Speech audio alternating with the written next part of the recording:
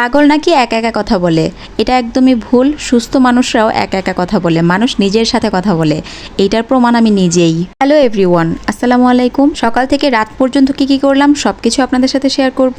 এইভাবে সকালবেলা নাস্তা আমার ছোট্ট ছেলে খায়, আমার মেয়েও খায়। তবে ও যেহেতু একটু বড়, মানে 5 বছর শেষ হয়ে 6 বছরে পা দিয়েছে, তো ওকে একটু অন্যভাবে বানিয়ে দিতে হয়। মানে রুটিটাকে আলাদা করে টোস্ট করে তারপর ডিমটা ভেতরে দিয়ে একটু সস দিয়ে দিতে হয়। আর ছেলেটা যেহেতু ছোট, ওকে ওই সসটা সাবি না দিয়ে ওকে জাস্ট এভাবে নর্মালভাবে রুটি আর ডিমটাকে আমি এভাবে ভেজে দিই। আর উপর থেকে ডিমটা বেরিয়ে না গেলে ওর ভালো লাগে না, ও ছিঁড়ে একটু একটু করে খায়।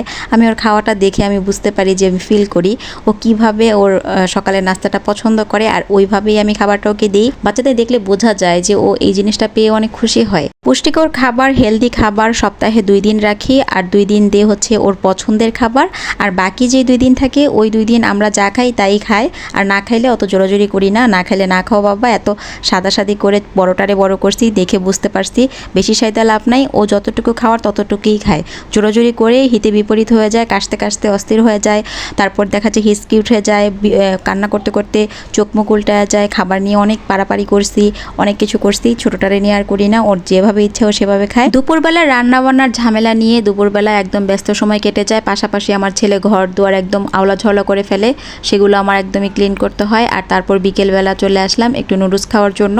বাচ্চারাও খায়, সাথে আমিও খাই। ওরা যেহেতু একদমই ছোট, তো ওদের সাথে সাথে দেখা যায় যে ঝাল তেল মশলাটা কমই দিতে হয়। আর ওইভাবে খেতে খেতে আমারও অভ্যস্ত হয়ে গিয়েছে।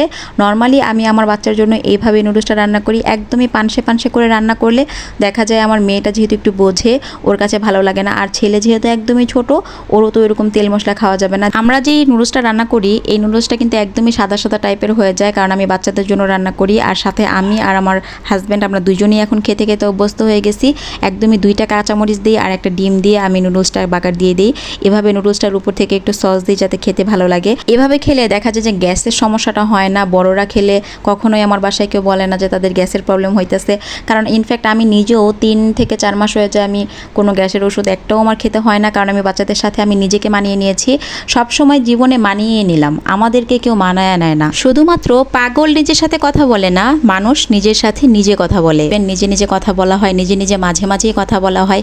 আপনাদের কার কার সাথে এরকমটা হয় আমাকে জানাবেন কমেন্টের মাধ্যমে। নিজে নিজে কথা অনেকেই বলে, এটার প্রমাণ আমি নিজেও পেয়েছি। আসলে এটাকে একা একা কথা বলা বলে না, নিজের সাথে নিজের কথা বলা। আপনাদের ভাইয়া তো বাসায় থাকে না, তো পোলাপান নিয়ে বিকেলবেলা আমি কিন্তু যে কোনো জিনিস হালকা পাতলা রান্না করি, আমরাই খাই বাচ্চাদেরকে নিয়ে। শুধু শুক্রবার দিন দেখা যায় যে সবাই বাসায় থাকে, ওই দিনের রান্না বান্নাটাই অন্যরকম হয়ে থাকে। রাতের বেলা ডিম সিদ্ধ করে খেয়েছি, আর তারপর কিন্তু ঘুমিয়ে পড়েছি। সবাই ভালো থাকবেন, আল্লাহ হাফিজ।